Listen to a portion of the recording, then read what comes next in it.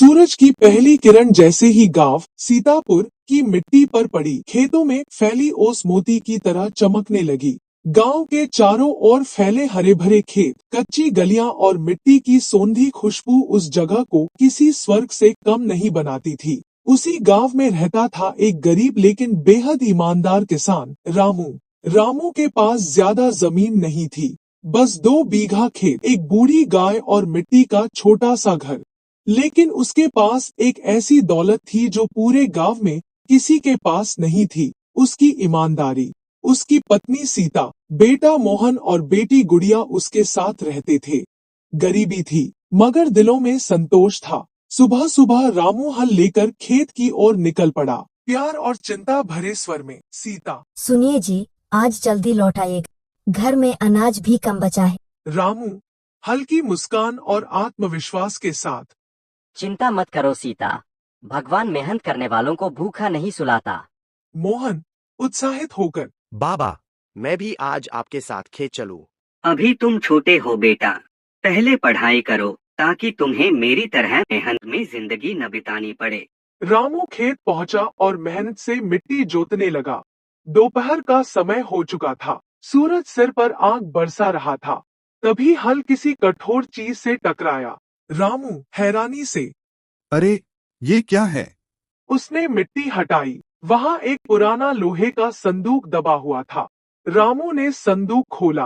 अंदर सोने के सिक्के और गहने भरे थे।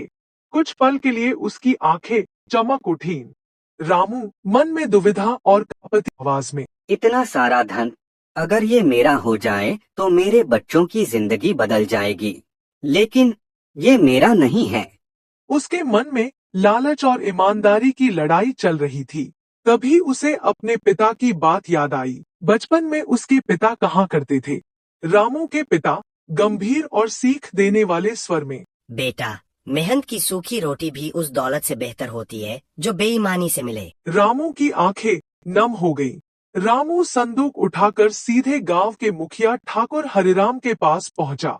ठाकुर हरिराम चकित होकर, अरे रामू, ये क्या लाए हो? रामू शांत और ईमानदार स्वर में, मालिक, खेत जोतते समय मिला, शायद किसी का खोया हुआ धन है।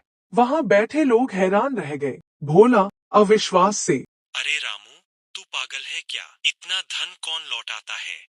कालू लालच भरी हंसी के साथ, अगर मुझे मिलता ना तो मैं शहर जाकर हवेली बना लेता। रामू दृढ़ आवाज में, जो चीज मेरी नहीं, उस पर मेरा हक कैसे हो सकता है? सभी चुप हो गए। मुखिया ने पूरे गांव में ऐलान करवाया। ढोल बजाते हुए चौकीदार घूमने लगा। चौकीदार ऊंची आवाज और उत्साह से, सुनो सुनो, जिसके भी सोने के सिक्कों का संदूक खोया हो, वह पंचायत में आकर पहचान बताए। 2 दिन बीत गए। तीसरे दिन गांव में एक बूढ़ा आदमी आया।